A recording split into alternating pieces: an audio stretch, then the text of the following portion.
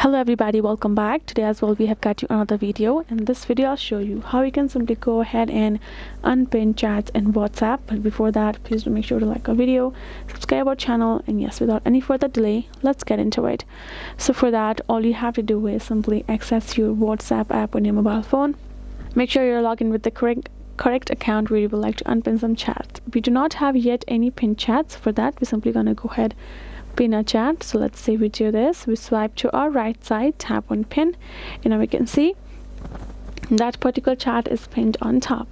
So now if we simply would like to unpin it, we have to again hold on to it, swipe to our right, and now tap on unpin, and there you go, the chat has been unpinned from our WhatsApp, just likewise right there.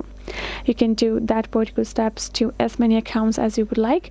You can simply choose to pin them and unpin whenever you want to, and you're good to go. So that is a simple way for you to do so. Hope this video was helpful to you all. Thank you so much for watching, and yes, I'll see you guys in our next video.